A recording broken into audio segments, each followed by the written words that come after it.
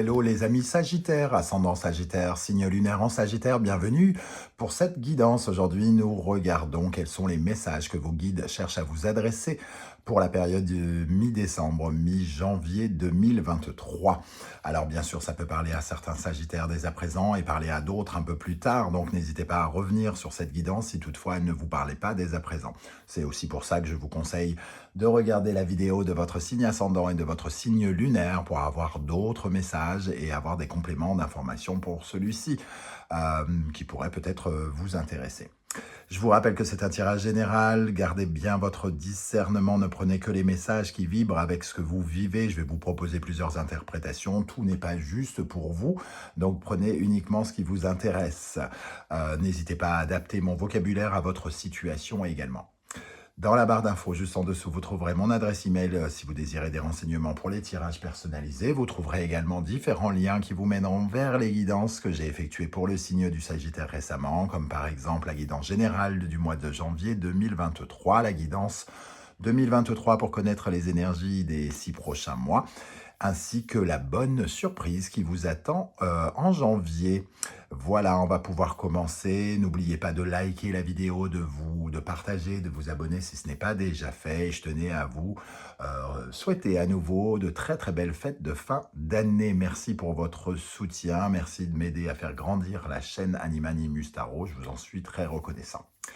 Alors, quel est ce message dont on veut vous parler ici nous avons la justice inversée et l'impératrice. Alors, avec la justice inversée, vous vous doutez bien qu'on parle d'injustice quelque part.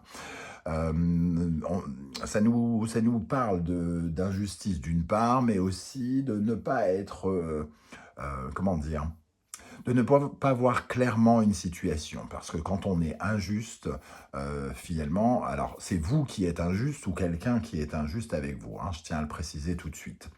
Quand quelqu'un n'a pas les yeux en face des trous, quand il ne veut pas voir quelque chose, forcément son avis est tronqué et il est injuste. Alors, soit c'est volontaire, ça peut être de plein gré, vous vous en rendez compte, ou alors au contraire, vous ne vous en rendez pas compte. Toujours est-il qu'ici, il y a une certaine forme d'injustice, notamment dans des communications avec quelqu'un. Pour essayer de créer de la fertilité, pour pouvoir faire évoluer quelque chose, soit pour vous faire évoluer vous, vous êtes peut-être injuste vis-à-vis de quelqu'un d'autre. Ou alors, quelqu'un d'autre, pour se permettre d'évoluer lui, est injuste avec vous.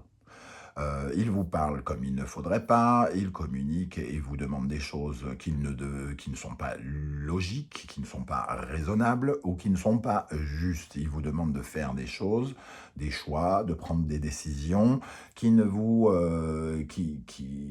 pas de raison d'être parce qu'on n'a pas pesé le pour et le contre, ou alors la balance, elle va plus dans son sens à lui que dans le sens de l'autre, ou plus dans votre sens à vous que dans celui de l'autre. Il y a une certaine forme ici d'injustice et peut-être involontairement d'irrespect pour l'autre. Il y a un problème, entre guillemets, de partage de quelque chose, d'équilibre de quelque chose. Il y a un manque d'harmonie avec cette justice inversée qui vient nous parler de ça. C'est un peu comme si vous faisiez le mauvais procès de quelqu'un qui n'a rien demandé, ou alors que quelqu'un vous fasse un faux procès, vous êtes tout de suite, on vous traite comme celui qui est responsable alors que c'est l'autre qui est responsable. On vous punit. La justice ici a tendance peut-être à punir au lieu de récompenser, par exemple. Donc j'ai l'impression que quelqu'un punit quelqu'un d'autre dans des communications et lui fait payer quelque chose dont il n'est pas responsable quelque part. Cette injustice, ça peut nous parler évidemment de procédures judiciaires qui ne sont pas justes aussi, de quelque chose qui est anormal dans la communication. Il y a quelqu'un qui se laisse peut-être faire et quelqu'un qui abuse de son pouvoir pour s'épanouir. L'impératrice, elle nous parle de profiter de la vie, elle nous parle de se faire plaisir, de jouir de la vie, de se faire du bien sentimentalement, sexuellement et tout ça. il y a quelque chose qui est injuste. C'est comme si quelqu'un, soit vous, soit l'autre, profitait allègrement de la vie pendant que l'autre était sur le carreau, quoi, entre guillemets. Voilà, c'est ce genre d'énergie que je ressens. Et pour moi, le message de vos guides veut vous parler de ça aujourd'hui. Alors, on va regarder maintenant un message de l'instant magique oracle pour les Sagittaires, pour la période du 15 décembre au 15 janvier. Quel est le message des guides pour les Sagittaires ici? Tout va bien se passer, dès à présent, l'univers vous ouvre la voie. Alors, par rapport à cette injustice, évidemment, ça nous dit quand même, si vous subissez une injustice, l'univers s'occupe de tout. Donc peut-être que l'injustice va être corrigée, vous allez être récompensé d'une autre manière, ou de la même manière. En tout cas, les erreurs seront corrigées. Ici, il y a quand même le sentiment qu'on suit la mauvaise voie et que peut-être des erreurs sont commises. Mais si c'est vous qui subissez cette injustice, eh bien, on vous dit que c'est le chemin que vous devez prendre, on s'occupe de tout. Et dans le sens inverse, si c'est vous qui subissez cette injustice, on vous dit ne vous inquiétez pas, ça va, tout va rentrer dans l'ordre. Je vais prendre un deuxième message. Prenez garde aux opinions extérieures. Cette fois-ci, gardez vos idées et vos projets pour vous. La validation de ces idées est en vous. Il y a des choses peut-être qu'il faut savoir taire, ne pas dire ici. Alors, je ne sais pas comment le relier avec cette énergie-là. Vous, seul, par rapport à votre situation, pouvez savoir. Peut-être qu'il y a des choses qu'il ne faut pas dévoiler ou ne pas dire. Et peut-être que, justement, il y a des choses totalement injustes. Du moins, c'est injuste pour l'autre, peut-être. Et que quelqu'un devrait se taire parce que finalement, c'est peut-être juste pour vous, c'est peut-être bien pour vous, mais ça ne l'est peut-être pas pour l'autre, et dans ce cas-là, il faut savoir se taire. Voilà ce que ça peut nous dire. Ok, alors avec l'oracle de l'ultime vérité, nous avons l'énergie de la solitude et l'énergie de la sorcière. C'est un peu ce que je viens de dire, hein, c'est-à-dire c'est un peu comme si on avait deux personnages ici. Il y a une personne qui souffre de solitude, qui se sent seule, euh, et l'autre qui limite profite de la solitude, de la douleur, de la vie d'une victime. C'est un peu comme si quelqu'un prenait le dessus sur une victime. Alors, il y a quelqu'un qui souffre, qui décidément est en une sorte d'introspection, et qui se sent impuissant, et ici, il y a quelqu'un qui abuse de son pouvoir. La sorcière, c'est un peu le diable dans le tarot, hein, donc on abuse de son pouvoir magique ici, on fait des incantations et on décide, entre guillemets, de tout, là où, ici, on subit le froid, la solitude, l'introspection, la réflexion. Ici, on profite. Il y a ce paradoxe, il y a quelqu'un qui profite beaucoup ici, l'impératrice et la sorcière, qui abuse de son pouvoir en communiquant de façon vraisemblablement injuste, en traitant quelqu'un peut-être comme une victime et en utilisant son côté victime pour lui imposer finalement des choses. Et donc, on a ces deux personnages. J'allais dire, j'exagère peut-être, hein, dans certains cas, ça va peut-être être de grands mots, mais bourreau et victime, quelque part. Hein. Donc, il faut retrouver un équilibre dans une relation ici, être plus juste, ne pas dépouiller. C'est un peu comme l'expression avec l'ambulance. On ne tire pas sur l'ambulance. Voilà. Quelqu'un qui est à terre ne mérite pas de recevoir d'autres coups. Donc, c'est pas la peine d'en rajouter, quelque part. C'est ce qu'on vous invite à faire. Alors, comme je vous l'ai dit, hein, c'est dans un sens ou dans un autre, vous vous reconnaîtrez. Alors, c'est soit vous qui abusez malencontreusement de votre pouvoir parce que vous sentez puissant, vous avez des choses à vivre, vous jouissez de la vie, vous profitez de la vie, vous êtes très amoureux, alors que vous venez de quitter quelqu'un qui, lui, est très seul. Et au lieu de compatir ou sans le faire exprès, vous appuyez là où ça fait mal. Ou alors c'est dans le sens inverse, c'est quelqu'un qui vous fait ça. Voilà comment je ressens ces énergies. Ici, donc, l'autre message avec l'oracle bleu, les autres. La loi, on retrouve cette justice ici. Hein. Et l'âme sœur. Ici, on retrouve les autres et l'âme sœur. Et la justice est au centre. Il faut essayer de travailler ce rapport à l'autre comme si on parlait de soi.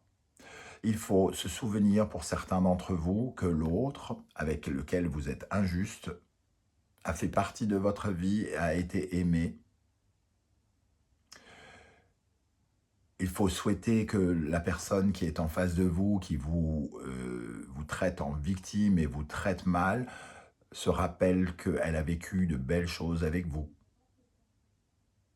Il y a un côté vraiment ici de respect. Je sens un besoin de respect. On vous invite à respecter l'autre, à vous respecter vous.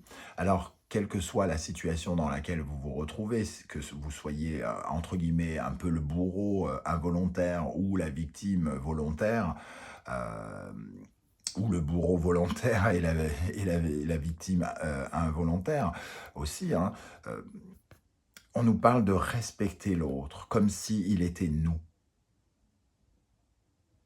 Et dans l'autre sens, de vous respecter vous, comme l'amour que vous portez à l'autre. Voilà ce que je ressens ici. Hein. C'est vraiment très clair pour moi le message avec cette justice. On ne peut pas traiter les autres comme on n'aimerait pas être traité soi-même. C'est exactement cette notion ici. L'âme sœur, c'est vraiment son propre miroir. On a aussi le 9, 2 fois, 36 et 9. Ici, on a l'ermite. On a deux personnages finalement qui apprennent à grandir, j'ai l'impression, de façon différente, qui cherchent la lumière, qui cherchent leur voie. Pour être juste, il faut respecter ces deux voies, ces deux ermites, ces deux personnes qui cherchent à grandir de façon différente et opposée. Ok. Quel est l'animal totem qui est l'exemple à suivre? Qu'est-ce que l'univers et les guides vous cherchent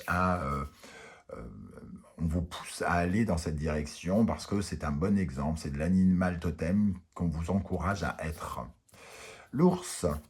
L'ours, c'est la force tranquille et c'est surtout celui qui, finalement, apprend à grandir. C'est celui qui profite de l'hibernation pour mettre à profit son temps pour pouvoir grandir. C'est pas quelqu'un qui grandit trop vite, c'est pas quelqu'un c'est pas un animal qui grandit trop vite, c'est un animal qui prend son temps, qui hiberne, qui prépare l'avenir.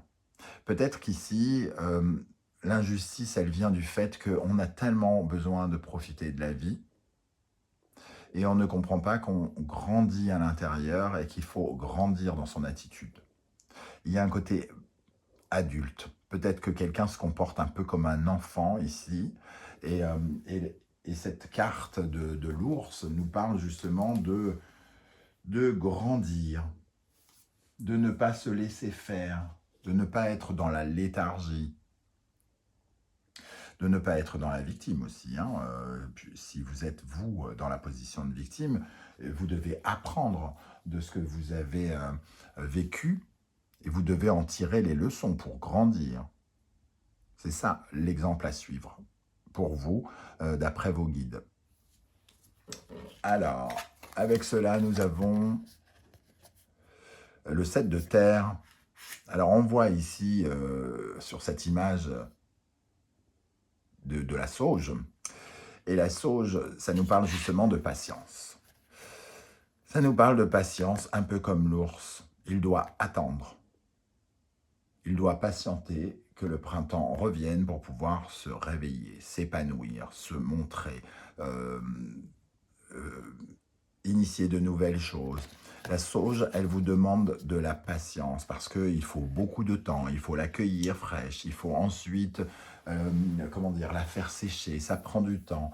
Ensuite, voilà, il y a tout le processus long pour la reconstruction et pour aller vers le neuf.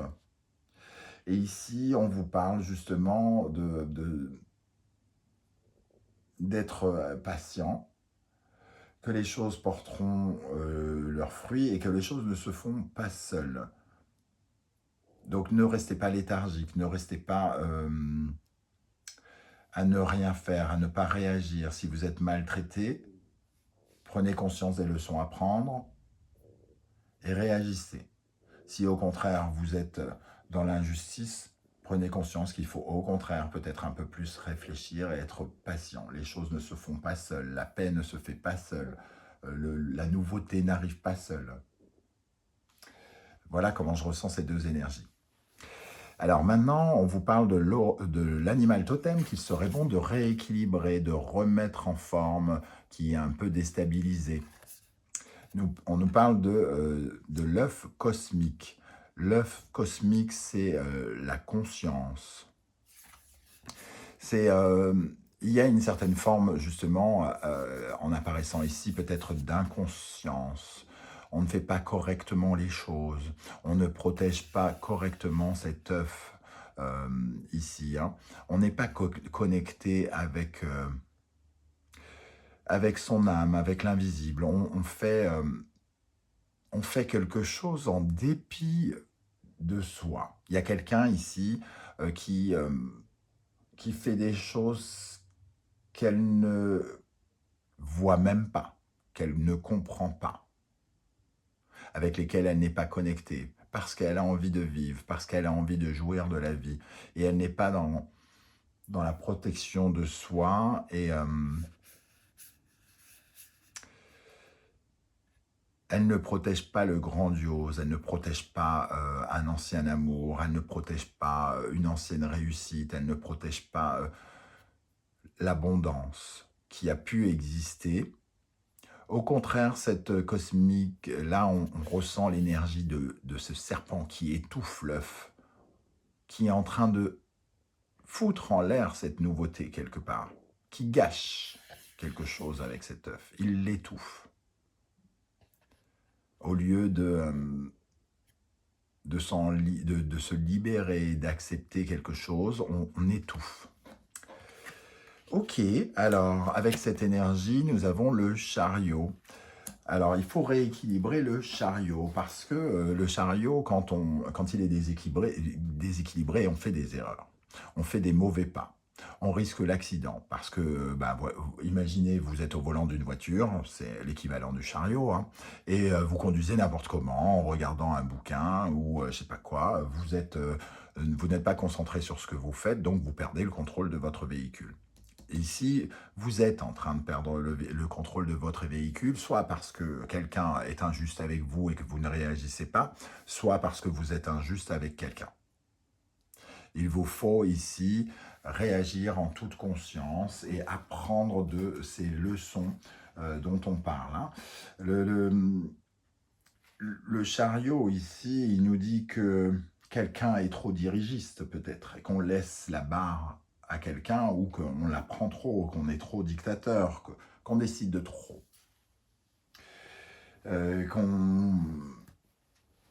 Ou alors que l'on fait des concessions nuisibles pour nous, parce qu'on étouffe, parce que quelqu'un nous étrangle. Ok.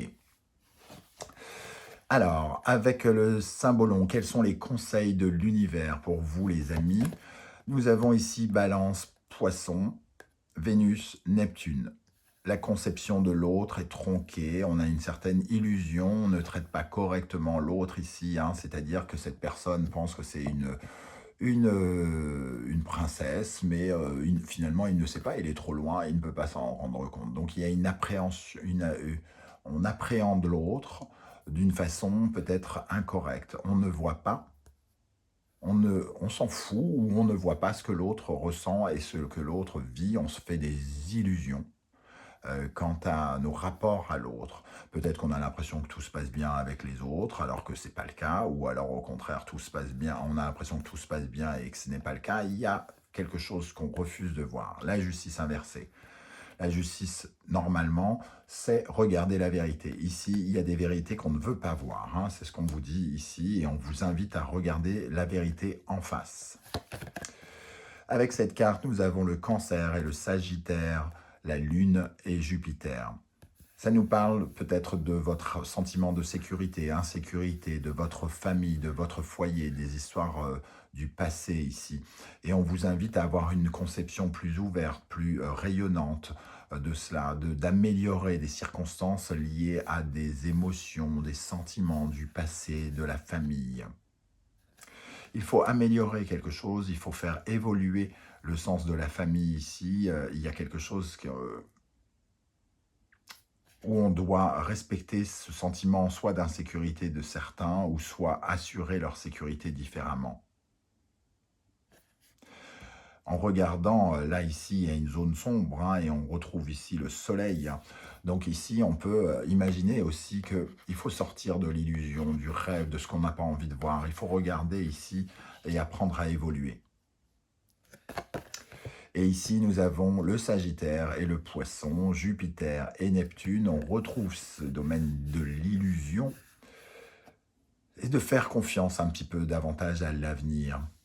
On vous invite à faire davantage confiance en l'avenir. Jupiter est la grande bénéfique. Et ici, nous avons les rêves, les illusions. Il faut faire progresser ces illusions, il faut faire progresser ces rêves, et regarder les vérités en face, hein. Vraiment, il y a vraiment cette notion qui revient.